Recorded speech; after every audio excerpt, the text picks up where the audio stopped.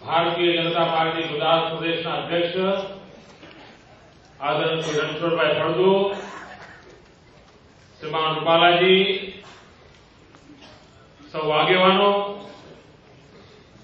કાર્યકર્તા ભાઈઓ અને બહેનો,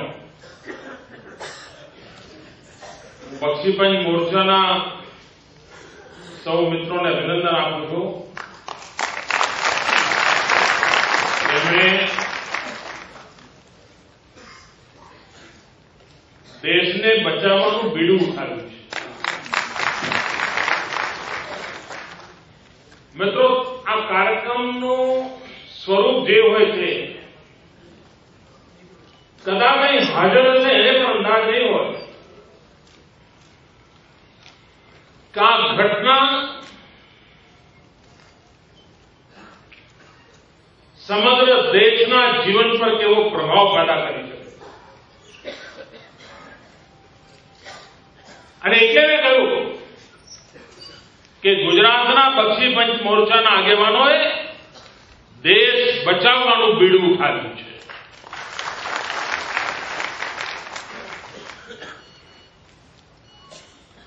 મિત્રો, વોટ બેંકની રાજનીતિએ દેશને બરબાદ કરી નાખ્યો છે. 60 વર્ષ થયા. નાના નાના દેશો, ભારત પછી આઝાદ થયેલા દેશો એ દુનિયામાં ક્યાંના ક્યાં પહોંચી ગયા. અને 120 કરોડનો દેશ ગરીબીમાં સબળે. કોના પાસે? માત્ર ને માત્ર ખુરશીનું રાજકારણ, માત્ર ને માત્ર સત્તાભોગ, માત્ર ને માત્ર વોટ બેંકની પેદવીઓ, અને એના કારણે દેશની દુર્દશા થઈ છે. એક જમાનો હતો, આજ બક્ષીપંચ એના ખભે બંદૂકો ફોડી ફોડીને ખામ ખામ ખામ કરીને ગુજરાતની ગાદી ઉપર ચડી બેઠા હતા.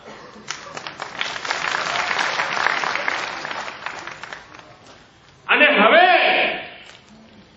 એમનો ઉપયોગ પૂરો થયો એટલે એમને કચરા ટોપલીમાં નાખીને બીજા લોકોને માથે કરીને નવું રાજકારણ શરૂ કરવામાં આવ્યું છે.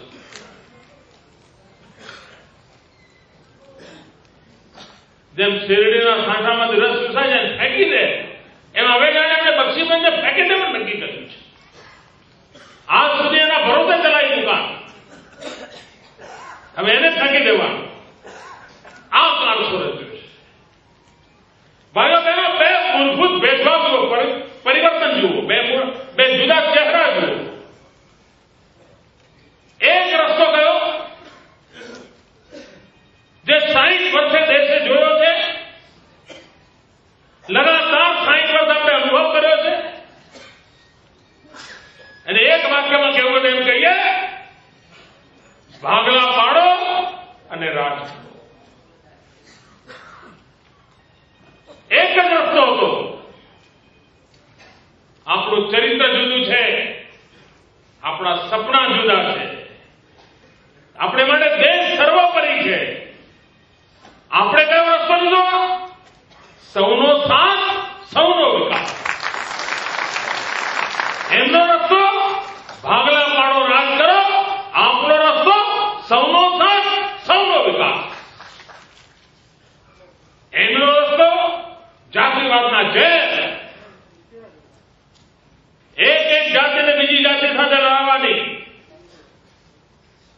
જૂઠાણા ખલાને ઉશ્કેરવાના. આપણો રસ્તો પ્રત્યેક પળે મંત્રની જેમ નીકળે મોંમાંથી 6 કરોડ ગુજરાતી.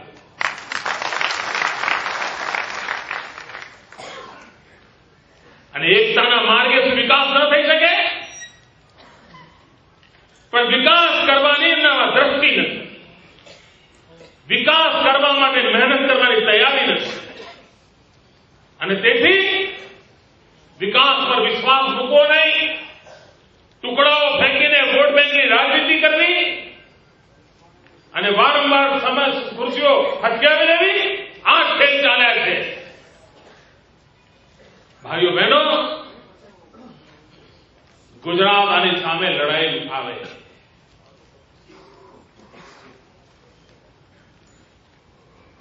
શું બધાને સાથે રાખી નડતા નહીં શકાય? જે લોકોએ ભારતના બંધારણનું નિર્માણ કર્યું, એ ભારતનું બંધારણ બનાવનારી ટીમમાં એકે જનસંઘ વાળો નહોતો, એકે ભાજપ વાળો નહોતો, એકે આરએસએસ વાળો નહોતો, એકે બીએચપી કે બજરંગ દળ વાળો નહોતો. બધા જ કોંગ્રેસ સાથે જોડાયેલા, કોંગ્રેસથી પરિચિત એવા જ મહાનુભાવ હતા. અને બધાએ મળીને નક્કી કર્યું કે આ દેશમાં ક્યારે ધર્મના આધારે અનામતની પ્રથાને પ્રવેશ ન આપવો. આ વાત આપણી નથી, બંધારણના નિર્માતાઓએ કહ્યું કે સંપ્રદાયના આધારે જો અનામત પ્રથા હશે તો આ દેશ ટુકડા ટુકડામાં વહેંચાઈ જશે. અને કોઈ એમ ન માનતા કે અહીંયા અટકવાનું છે. એમણે 4.5% જાહેરાત કરી.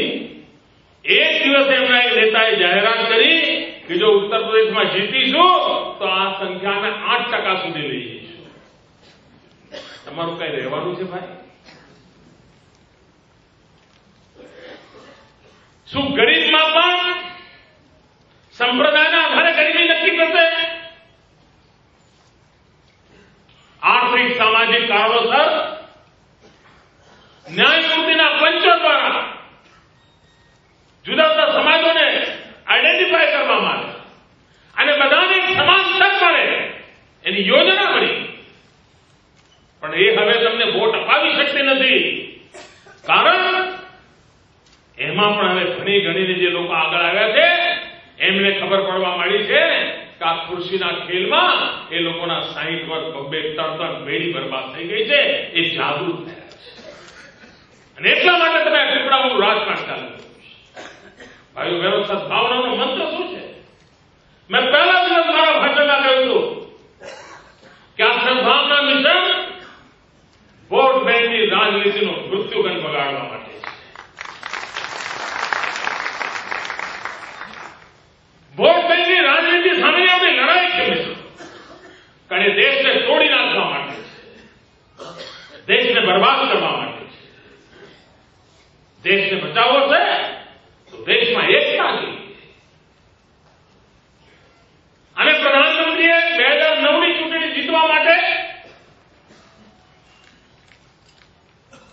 લઘુમતીઓના કલ્યાણ માટે 15 મુદ્દાની યોજના લઈ આવ્યા.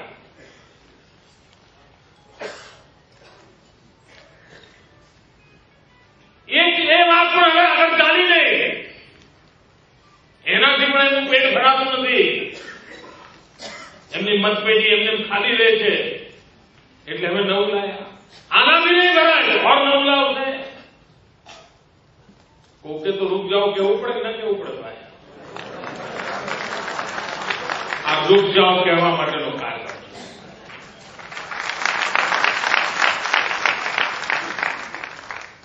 અને આમ ચાલુ તો તમે જોયો. અને આમની આટલી બધી દેશ સેવાની ઉતાવળ હતી. મહિલાઓના રિઝર્વેશનનું બિલ કેટલા વર્ષથી અથડાય છે ભાઈ? આ દેશમાં 50% બહેનોને પાર્લામેન્ટ વિધાનસભાની અંદર 33% અનામત મળે, એના માટેનું બિલ કેટલી સરકારો ગઈ. આટલું બધું મહત્વનું કામ હતું, આ કેમ નથી લાવતા ભાઈ? ના, કારણ એમાં વોટની ગેરંટી નથી. વોટ બેંકનું રાજકારણ કરવાની સંભાવના ઓછી છે. એમની ખુરશીને પાડે એવો ખેલ નથી, એટલા માટે એ નહીં કરવાનું. પણ સંપ્રદાયના આધાર પર જાતિવાદના ઝેર ફેલાવીને લોકોને બરબાદ કરવા માટેનો જે રસ્તો કોંગ્રેસે ઉપાડ્યો છે એ દેશ માટે મોટો ખતરો પેદા કરશે. આપ વિચાર કરો,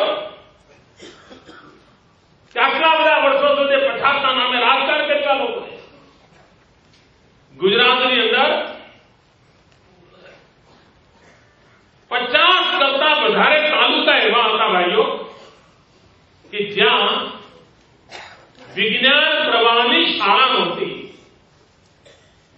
આપ વિચાર કરો, જ્યાં આગળ પછાત સમાજના લોકો રહે, અવિકસિત વિસ્તાર હોય, આદિવાસી વિસ્તાર હોય, દરિયાકાંઠો હોય, જે વિકાસમાં પાછળ રહી ગયા,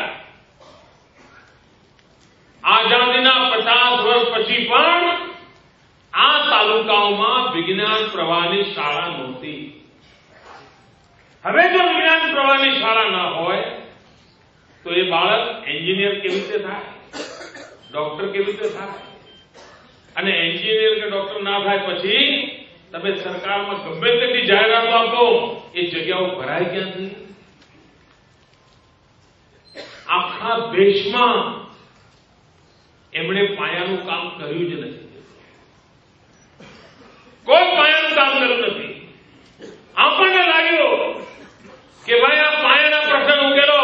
અને ભાઈઓ બહેનો, મારે ગર્વ સાથે કહેવું છે કે ગુજરાતના એકે એક તાલુકામાં વિજ્ઞાન પ્રવાહની શાળાઓ આપણે ચાલુ કરી, જેથી કરીને સમાજની વિકાસ યાત્રામાં છેવાડે બેઠેલો માનવી ભાગીદાર બની શકે, એને અવસર આપ્યો. એક સમય હતો કે એન્જિનિયરિંગ કોલેજમાં એડમિશન લેવાના હોય, અનામતના કારણે કેટલાક લોકોને એમ લાગે કે મારો હક જતો રહ્યો, અનામતવાળાને એમ લાગે કે અનામત મળી એટલે બધું કલ્યાણ થઈ ગયું. કાયમ ઝઘડા કરતા ચાલતા હતા. કારણ શું હતું? કારણ માત્ર 13,000 બેઠકો હતી, એટલે લૂંટા લૂંટ ચાલતી હતી.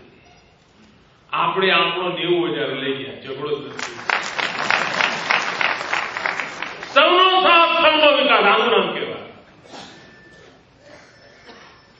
મિત્રો, આપણે ગરીબના ભણવા માટે વિચાર કર્યો. આપણે નક્કી કર્યું 100% દીકરીઓ નિશાળે જાય, 100% દીકરીઓ નિશાળે લઈ જવી છે. આ 100%માં કોણ છે ભાઈ? કોઈ સંપ્રદાય જોયો છે? કોઈ જ્ઞાતિ જોઈ છે? કોઈ ઇંચ નીચનો ભેદભાવ જોયો છે? એક જ વાત, 100% દીકરીઓ નિશાળમાં આવે. સૌનું કલ્યાણ થયું ના થયું? સૌનો સાથ લીધો કે ના લીધો? વિકાસ થયો કે ના થયો? એમને આ રસ્તો નથી લેવો. આ કરવું હોય ને તો જૂન મહિનાના ધોમ ધકતા તાપમાં ધૂળની ડમરીઓ ઉડતી હોય ત્યારે ગુજરાતના ગામડા ખૂંદવા પડે અને ઘેર ગઈને મા બાપને કહેવું પડે કે મને દીકરી આપો, મારે ભણાવી છે. તપ કરવું પડે. અને આ પુણ્યનું કામ માત્ર ને માત્ર બક્ષી પંચના, ગરીબ સમાજના, મુસલમાન સમાજના, ગરીબ સમાજના સંતાનોને ભણાવવા માટે કર્યું છે. પણ એમને રસ્તો મંજૂર નથી. સમાજને તોડવો, ખોડવો, આ પ્રવૃત્તિ છે. અને એની સામે આક્રોશ એ સમયની માંગ.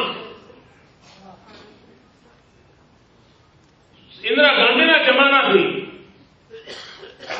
એક યોજના ચાલતી. કટોકટીના સમયમાં ખુરશી ટકાવવા માટે આ યોજનાનો જન્મ થયો હતો. 20 મુદ્દાનો કાર્યક્રમ.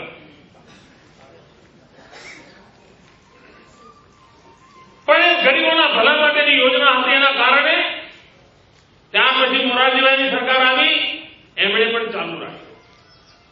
એ પછી જેટલી આ દેશમાં સરકારો આવી, બધી જ સરકારોએ ચાલુ રાખ્યો.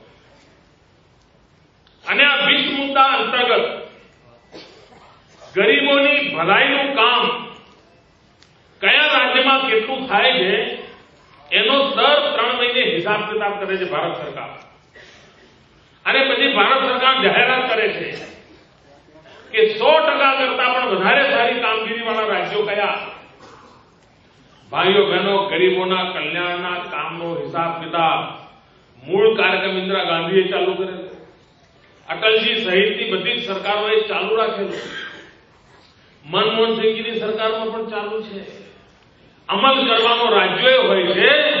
મારે દુઃખ સાથે કહેવું છે ભાઈઓ બહેનો કે 20 મુદ્દાના ગરીબોના કલ્યાણના કાર્યક્રમોના અમલીકરણમાં યુપીએનું એક પણ રાજ્ય ક્યારે નંબર નથી લાવ્યું. કોંગ્રેસ કે કોંગ્રેસના સાથી પક્ષો એક પણ વખત પહેલા 5માં નથી આવ્યા, અને પહેલા 5માં નંબર લીધો હોય તો એનડીએની સરકારોએ લીધો છે, ભાજપની સરકારો લીધો છે, અને ગુજરાત હંમેશા નંબર 1 રહ્યું છે.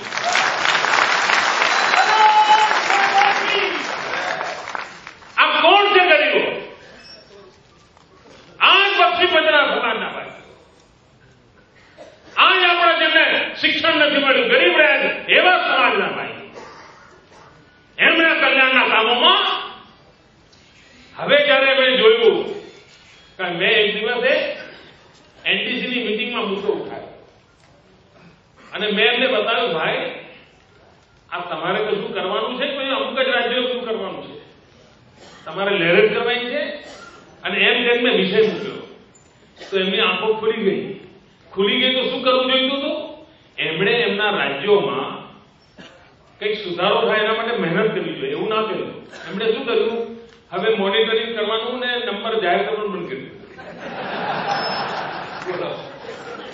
ગયા 8 મહિનાથી એમણે કામ જ બંધ કરી દીધું. કારણ કે આવું છે, કારણ મેં સરકારના ઊંચામાં ઊંચા પ્રધાનમંત્રીને હાજરીના ફોરમમાં ઉઠાવ્યું. એટલે એમને કહ્યું આ તો પોલ બહાર પડ્યા, આંકડા બધા એમના જ હતા, કાગળિયા બધા ભારત સરકારના લઈ ગયો. એટલે હવે શું નક્કી કર્યું? નહીં, હવે આપણે હિસાબ કિતાબ કરવાની જરૂર નથી, રાજ્યો વાળા રાજ્યો કરી લે. એમણે લઘુમતીઓના 15 મુદ્દાના કાર્યક્રમનું અમલીકરણ, ભાઈઓ બહેનો, પ્રધાનમંત્રીનો લઘુમતીઓના 15 મુદ્દાના કાર્યક્રમની અંદર ભારત સરકારનો રિમાર્ક છે, ગુડ કેટેગરીમાં જે ઉત્તમમાં ઉત્તમ કેટેગરી એ ગુડ કેટેગરી લખે છે. ગુડ કેટેગરીની અંદર જો નામ હોય તો ગુજરાત.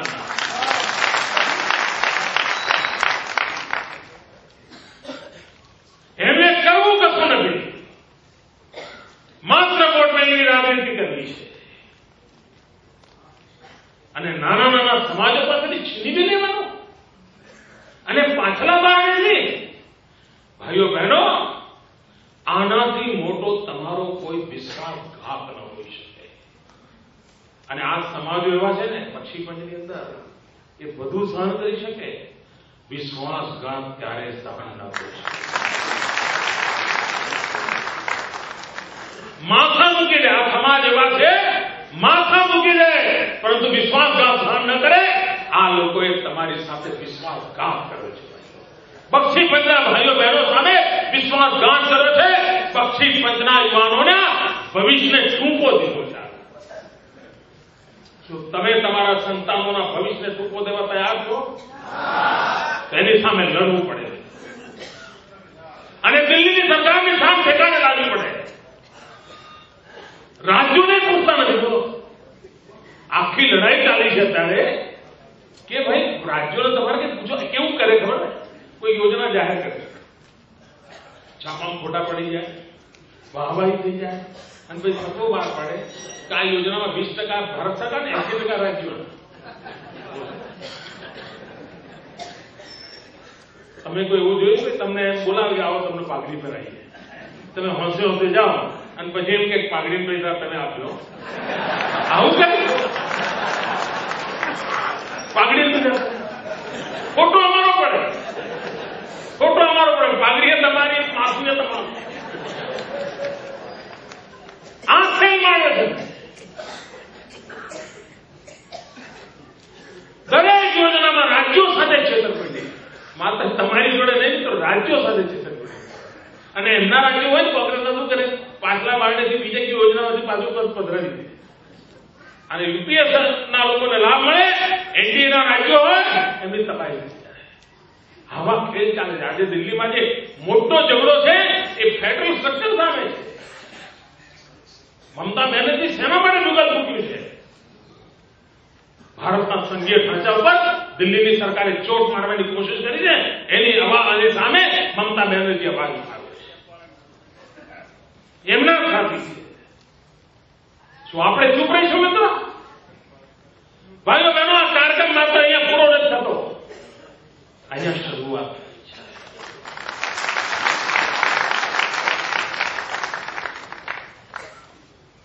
ગામો ગામ ખરાબ થવા જોઈએ.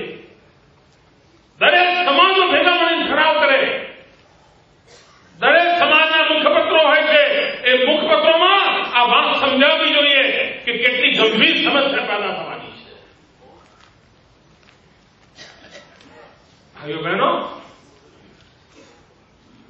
આ પ્રવૃત્તિ ચલાવી ન શકાય. આ દેશની એકતાને તોડનારું પગલું છે. બાકી બધા જ ગરીબોનું ભલું થવું, ન સંપ્રદાય જોવો જોઈએ, ન જાતિ જોવી જોઈએ, બધા જ ગરીબોનું ભલું થવું જોઈએ. એ મંત્રને લઈને આપણે વળેલા છે. પણ કોઈનું લૂંટી લેવાની પ્રવૃત્તિ, કોઈના હક્કો છીનવી લેવાની પ્રવૃત્તિ એ દેશમાં ક્યારેય ન ચાલી શકે. મિત્રો, કોંગ્રેસ પર મને બહુ દયા આવે છે. એમને તો મેળ જ નથી પડતો. બોલો, આ તો છાપાની મહેરબાની છે, જીવે છે.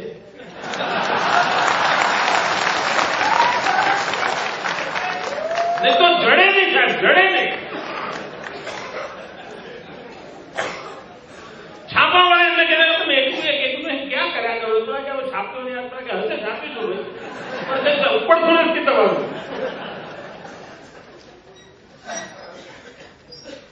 મિત્રો, જૂઠાણા ક્યાં સુધી ચાલે? મિત્રો, 40 વર્ષ સુધી અમે લોકો પણ વિરોધ કરતા રહ્યા છીએ. ભારતીય જનતા પાર્ટીના કાર્યકર્તાઓએ જિંદગી વિરોધ પક્ષમાં ઘસી કાઢી છે, પરંતુ આવા હોવાથી અમે ક્યારેય માર્યા.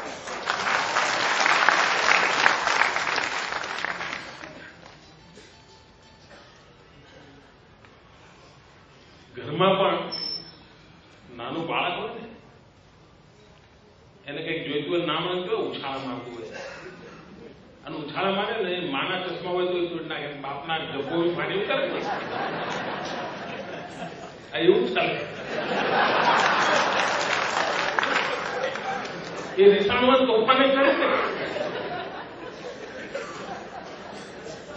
હવે એમના ઉપર દયા ખાવા સિવાય શું કરવાનું?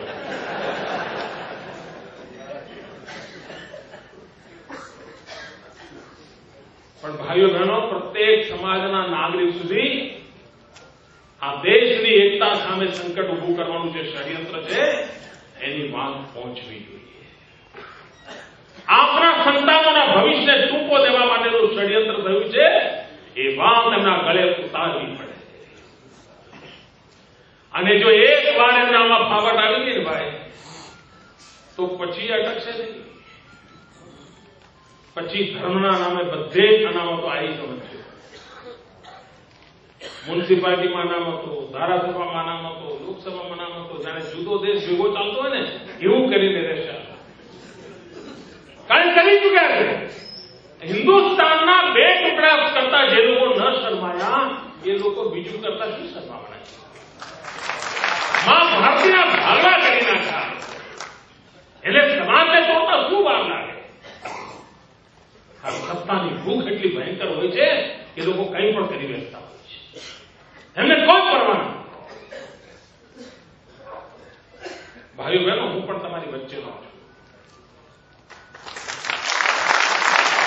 પણ ક્યાંય આ રસ્તે હું જવા માટે તૈયાર નથી. મારો રસ્તો છે 6 કરોડ ગુજરાત.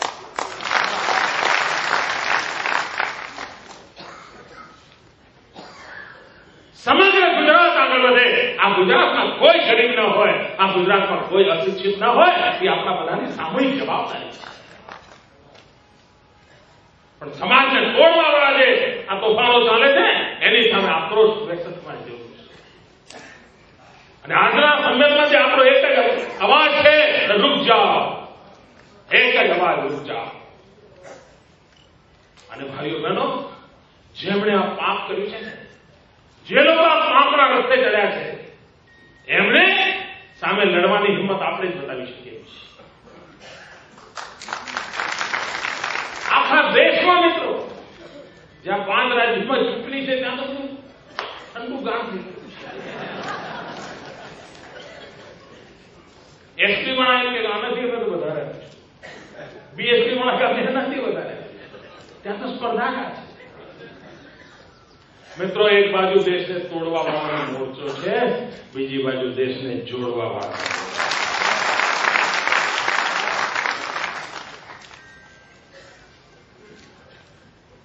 અને મિત્રો, લડાઈ એવી છે કે એકતાને ઉમેરો કરશે, મારો વિશ્વાસ. આપણી શક્તિને જોડશે અને કિંમતમાં નથી, એ પણ આપણી જોડે જોડાશે. તમે નથી રાખો કે આ લડાઈ સત્યને માટે, સત્યની માટે. કેટલું મોટું નુકસાન થવાનું છે.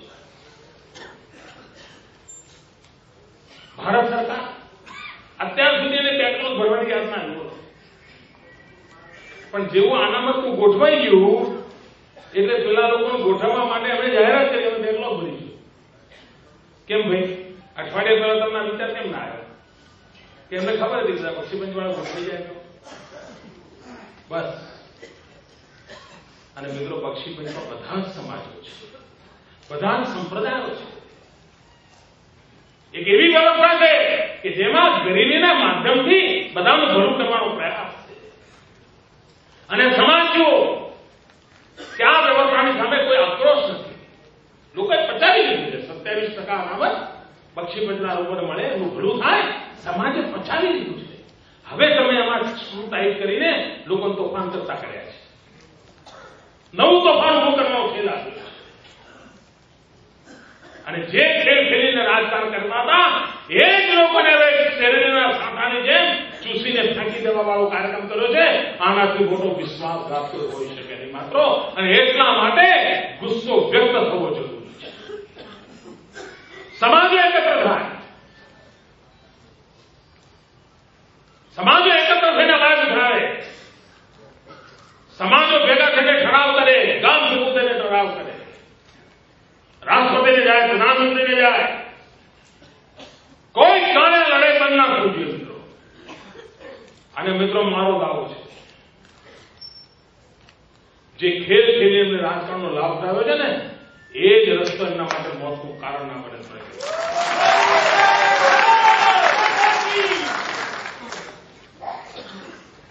જે રસ્તે રાજકીય કાવા દાવા કરીને સમાજને તોડ્યો છે, આ વધારે પગલા એમને તોડી દેને છે. મારો વિશ્વાસ છે. હું સ્પષ્ટ જોઈ શકું છું. એમને અંદાજ નથી કે એમણે કેટલી મોટી ભૂલ કરી છે. અને દેશને તોડવાની આવી કોઈ પ્રવૃત્તિ સહન નહીં કરે મિત્રો.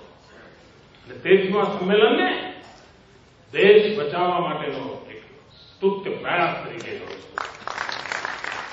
આ વોટ બેંકની રાજનીતિ નથી, આ ખુરશીના ખેલ નથી મિત્રો. આ પ્રખર દેશભક્તિનું કામ છે, સમાજની એકતાનું કામ છે, સમાજને જોડવાનું કામ છે. સૌનો સાથ, સૌનો વિકાસ આ મંત્રની ચિંતા કરવા માટેનું છે. સદભાવના ઘેર ઘેર પહોંચાડવા માટેનો આ જ ઉત્તમ પ્રયાસ છે કે વોટ બેંકની રાજનીતિને દફનાવી દો. વોટ બેંકની રાજનીતિનો મૃત્યુકંડ વગાડવા માટે સદભાવના મિશન પર અભિયાન ચલાવ્યું છે. કેવી અકામણ થતી હશે જો. સદભાવના મિશને કેવા પરેશાન કરી મૂક્યા છે. શુદ્ધ સાત્વિક કાર્યક્રમ, તદ્દન સાત્વિક. આપણે જઈને બેસીએ લોકોને પગે લાગીએ.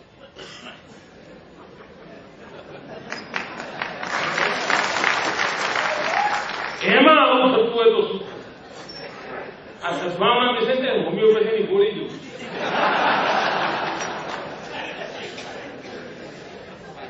હોમિયોપેથી દવાની વિશેષતા હોય કે દવા લાગુ પડે ને તો રોગ વકરે પહેલા, રોગ વકરે બરાબર. અને એને ચોકે એમ હવે દવા લાગુ પડે, એનો કે સદભાવના મિશનની દવા બરાબર લાગુ પડે.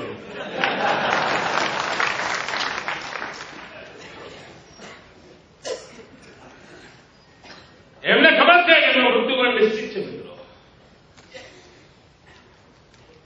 વોટ બેંકની રાજનીતિ એનો ખાત્મો ગુજરાતથી શરૂ થવાનો છે. વિકાસની રાજનીતિનો પાયો દેશનું ભલું કરવાનો છે. સૌનો સાથ, સૌનો વિકાસ આ જ મંત્ર સૌના કલ્યાણને કારક છે. 6 કરોડ ગુજરાતીઓ એક અમારો આરાધ્ય દેવ છે અને એના કલ્યાણને માટે કામે લાગેલા છે. આજે અનેક વિષયોની માહિતી આપણે મળી છે. બક્ષીપંચના વિકાસના કામો કેટલા બધા કર્યા છે. બજેટ ક્યાંથી ક્યાં લઈ ગયા છે. છેવાડાનો માનવી ક્યાંય પાછળ ન લઈ જાય એની મથામણ આપી. જમીનના પ્લોટ આપવાનું કામ કેવું ઝડપી પતાવી દીધું. 50 વર્ષમાં ન થયું એટલા બધા કામ આપણે કરી કારણ બધાને સમાન સ્તરે લાવી મૂકવા છે. પછી દોડમાં બધા આગળ નીકળવા છે. જે પાછળ રહી ગયા છે એને સાથે લાવવા માટેની મથામણ છે. આ મથામણને લોકો સુધી પહોંચાડવી પડે અને આજથી જ નક્કી કરી જાઓ મિત્રો, આપના હકની લડાઈ છે. એમાં હવે પગ વાળીને બેસાય નહીં મિત્રો. દરેક સમાજમાંથી યુવા સંગઠન પેદા કરો. યુવા સંગઠનોના મેદાનમાં ઉતારો, એમને કામે લગાડો. પરંતુ સત્યને માટે વોટ બેંકની ખાતરો બોલાવવા માટે મક્કમ નિર્ધારપૂર્વક અહીંથી વિશ્વાસ લઈને આગળ વધીએ. ભાઈઓ બહેનો, વિજય નિશ્ચિત છે. દિલ્હી સરકારને રોકાવવું પડશે. તમે જોઈ લેજો, દિલ્હી સરકારને રોકાવવું પડશે. નહીં તો આ દેશની જનતા દિલ્હી સરકારનું ઉખાડી દેખાય.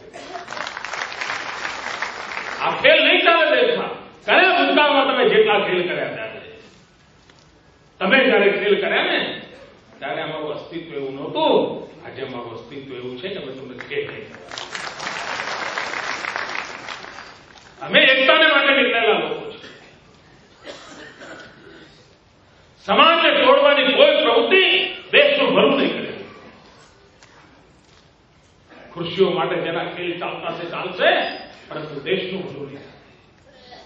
ભાઈઓ બહેનો, એક બહુ મોટી જવાબદારી છે. અહીંથી સંકલ્પ કરી નીકળે. દરેક સમાજની બહેનોના જૂની મિટિંગો કરીને સમજાવીએ એમને કે શું થઈ રહ્યું છે. ઘેર ઘેર વાત પહોંચાડવાની ચિંતા કરીએ. આપ જોતા મને ભાઈ પ્રશ્નો છે અને દિલ્હીની સરકાર ચેતીને આઝાદ મને કહેજો. ખૂબ ખૂબ શુભકામનાઓ. ધન્યવાદ.